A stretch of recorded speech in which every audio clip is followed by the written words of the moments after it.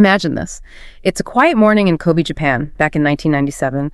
A school janitor gets to Tomagaoka Junior High, just starting his day.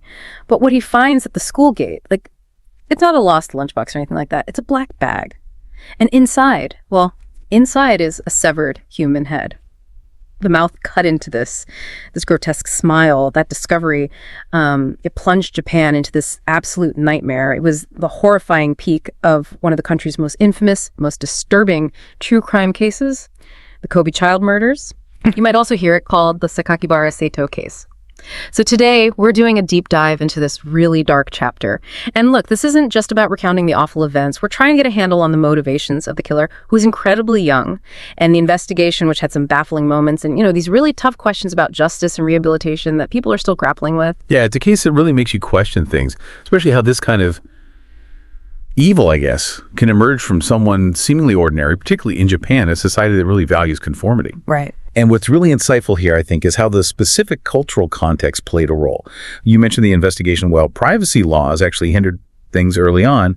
And then the societal reaction to everything, the crimes, the trial, the rehabilitation attempts, it all adds these unique psychological and social layers you don't always see. Absolutely. So our mission today is to sort of unpack this timeline of terror, try to explore the psychology of this young killer, and deal with the pretty unsettling aftermath. It's a tough story, no doubt. But it offers some profound, maybe disturbing insights into, the human mind and how society reacts. Okay, so let's start this darkness. It actually began much earlier than that horrible discovery at the school gate. We need to go back to Kobe, Hyogo Prefecture, February 10th, 1997.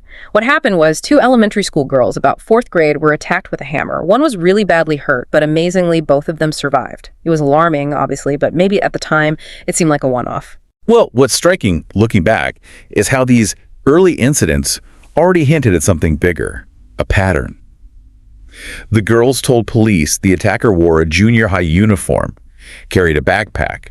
I mean, that should have narrowed things down quite a bit. Yeah, it should have. But the investigation immediately ran into problems, unusual hurdles. Right, and here's where it gets, complicated. The police went to a junior high principal, asked for student photos to maybe identify a suspect, and they were just refused, flat out. The reason given was privacy concerns. Now, from your perspective, how big of a deal was that refusal back then? What kind of problem did that create? Oh, it was an enormous hurdle. Japanese privacy laws, especially for minors, were very strict then, and they still are pretty stringent now. So while the principal was probably acting within the law, it basically gave the perpetrator this crucial window. He was invisible for longer. It let the violence escalate without the police having those photos to work with. It's a really stark example of how, societal values like privacy can clash with urgent safety needs. It stalled things, gave the killer an edge. Wow. Okay, so just a month later, March 9th, something else unsettling happened. A boy was pushed down some stairs. Luckily, he wasn't severely injured, but again, no immediate leads connecting it to the hammer attacks. But then, just a week after that, March 16th, the terror really ramps up. Ayaka Yamashita, another 4th grader. She was lured away by someone asking where they could wash their hands. And once he got her somewhere private, he hit her repeatedly with a hammer, brutally. She fought for her life, but she died on March 27th from severe head trauma. She was the first fatality. And disturbingly, on that same day, March 16th, another girl was stabbed in the stomach. She survived, thankfully. So what were investigators thinking at this point with these escalating attacks, different methods? What were the challenges? Well, what's critical here is that even though these attacks seemed kind of separate, maybe geographically spread out a bit, they already hinted at a predator targeting a specific age group. Elementary school girls, mostly. And the violence was clearly escalating. The challenge was linking them definitively, without, say, clear forensic evidence connecting each scene. They were relying heavily on victim descriptions, the uniform, and just the sheer brutality. This escalation, though, it suggests a perpetrator getting bolder, probably feeling like he wasn't going to get caught. Okay, let's fast forward now to May 24th, 1997. A 6th grade student, Jun Haas, who had special needs, tells his father he's off to visit his grandfather. Then he just vanishes.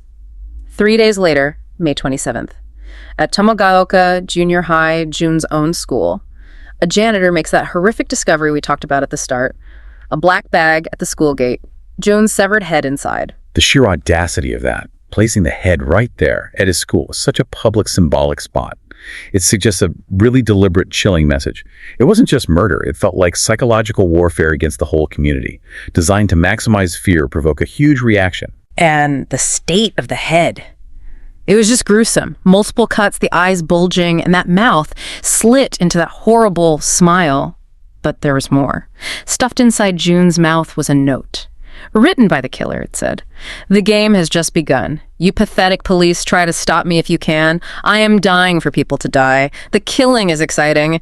The agony that I have had for many years must be washed away by bloody judgment." And it was signed Sakakibara. That name, Sakakibara, is so loaded. It often gets translated with elements like demon spirit and rose. It's this really chilling combination, hinting at both, evil and some kind of twisted self-image. Yeah. And the police also noticed these weird symbols on the note, kind of similar to ones a Zodiac killer used over in the U.S., maybe a copycat thing, or maybe just try to throw them off. And then there was the misspelling. He wrote school killer as Shuku. That immediately suggested someone younger, possibly not fluent or just young. Right, that spelling mistake. Combined with the earlier reports of the junior high uniform, it quickly led police to a working theory, didn't it? How crucial were those small details, like the spelling and narrowing it down to maybe a teenager? What else were they looking for? Oh, incredibly significant clues. The uniform pointed to a young person, obviously. The spelling error just reinforced that felt more like a junior high or maybe high school kid than an adult making that kind of mistake. Beyond that, you look at the escalating violence, the choice of victims, young children, and this theatricality, placing the head like that. It all suggested someone seeking control, needing recognition, maybe acting out these deep frustrations. This wasn't random. It was calculated to terrify and to challenge authority. And the terror didn't stop. Just a week after June Haas's head was found, another attack. Kazumi Kawamura, another elementary school student, she was beaten severely, left for dead behind a bin. She survived, but tragically, she ended up in a coma indefinitely. Yeah, that attack really solidified the pattern. The escalating violence was undeniable, and the notes were making the link to sexual gratification clearer and clearer. It's a deeply disturbing part of his psychology, but it was becoming obvious he was getting bolder, more explicit about his motives. And again, chillingly, another note was found in Kazumi's mouth. This time, the killer bragged about how incompetent the police were, and he explicitly mentioned getting sexual arousal from seeing victims' brains and skulls. Signed, Saito Sakakibara. Meanwhile, the police were still desperately searching for the rest of June Haas's body. They got a crucial clue, actually. People started reporting finding cat carcasses nearby, often with limbs severed before June's head was found.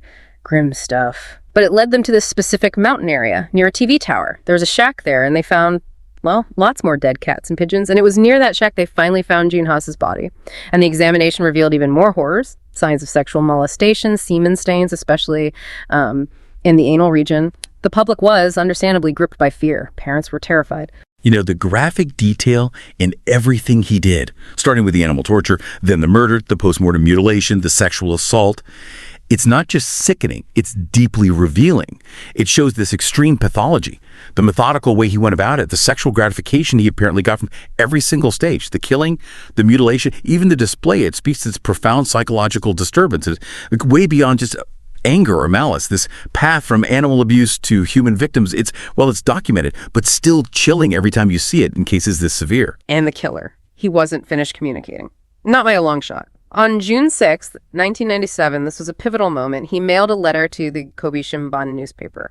3 pages, 1,400 words, written in this chilling red ink, dated June 3rd. This letter, it was like looking directly into his warped mind. He actually corrected the media for mispronouncing his chosen name. He said it was Oni Barabara, not Sakakibara, as they've been saying. Oni Barabara, roughly demon torn to pieces. He called himself an invisible human, said he was seeking revenge against the education system that, he claimed, created him. He called killing his hobby, a way to make a new world. He even mentioned having a friend who advised him, said he only found calm through killing, that other people's pain somehow eased his own. And then he issued this stark warning. If they kept getting his name wrong or ignored him, he'd kill 3 people a week. And he claimed he could kill adults too. How did this letter change things? For the police?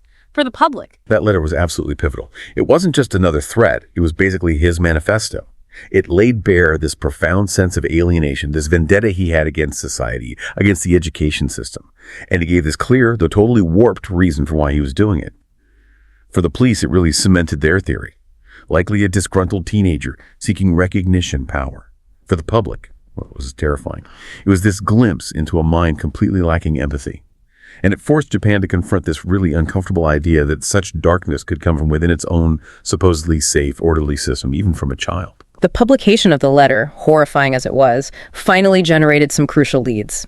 The first big break came when a junior high teacher read the published letter and recognized the handwriting. Said it was identical to one of her students' exam papers, a direct link. Wow. And then, almost at the same time, a second breakthrough. 2 junior high students came forward. They reported being physically abused by a classmate, someone known for having a really volatile temper. And they gave the exact same name as the teacher had, that convergence. A teacher seeing the handwriting, classmates reporting abuse. That seems incredibly powerful. It absolutely is. It really shows the power of, community vigilance, people noticing things, subtle behavioral cues, the fact that you had independent verification from an authority figure, the teacher, and from his peers that dramatically narrowed the focus. Yeah. It took this abstract name, Sakakibara or Onibarabara, and suddenly made it terrifyingly real, attached it to an actual kid. Yeah. So even though Japanese juvenile law protects minors' identities, the police zeroed in hard on this kid, known publicly only as Boy A. He was 14, a second-year junior high student. They searched his home, and what they found was deeply disturbing. Piles of pornography, but also these videotapes of something called Super Handicap Pro Wrestling. Apparently, this was some kind of underground thing in Japan involving disabled individuals wrestling. Investigators later thought it tied into his fantasies about power over vulnerable people, and crucially, they found his diary and the diary entries. Just chilling. March 16th, 1997, the day he attacked Ayaka Yamashita, Boy A wrote, "To beloved Hidoki Higo, today I conducted a sacred experiment to confirm the fragility of human life. When that girl looked up at me, I dropped the hammer. I struck her 2 or 3 times, but I was so excited I couldn't remember." Then a week later, March 23rd. "This morning, Mom said, that poor little girl who was attacked. She should have died. It seems I won't be caught. Thank you, Hidoki Higo, for protecting me. Please continue to protect me."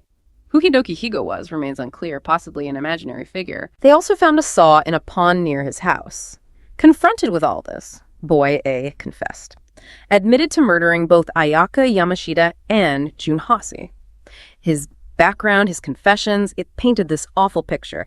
Eldest of 3 kids, middle-class family. He claimed he'd been sexually and physically abused as a child, so that's what made her violent. And interestingly, he claimed he had no sexual attraction to females at all. His history with animal cruelty started young. Running over frogs, he said he got sexually aroused, got an erection from it, then it escalated. Torturing, decapitating cats, same result, ejaculation. He also apparently used violent images, pictures of murder victims, for sexual gratification. That trajectory, animal abuse escalating to human violence, tied in with this specific kind of sexual deviancy. It's a pattern we unfortunately see in some of the most severe offenders. It points to this profound lack of empathy, right? A progressive desensitization to suffering. Often, you do find roots in early trauma, but the way it manifested here, connecting violence directly to sexual arousal, that creates this dangerous internal cycle. It fuels the fantasies, drives the escalation. By junior high, the fantasies got even worse. He imagined eating human organs. Specifically, he mentioned human testicles. He'd masturbate thinking about it. He started carrying weapons, knives, scissors to school all the time. He even carried a cat's tongue, said it was a lucky charm. And police found disturbing drawings he'd made. He gave a really detailed confession about Jun Hase's murder.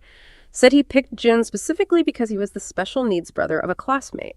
It fulfilled this desire he had to kill someone disabled. He lured Jun to this secluded spot called Tank Mountain, strangled him first with his hands, then with shoelaces, hung him from a fence, checked his pulse. He even said he was frustrated Ayaka hadn't died instantly, that he preferred it to be immediate.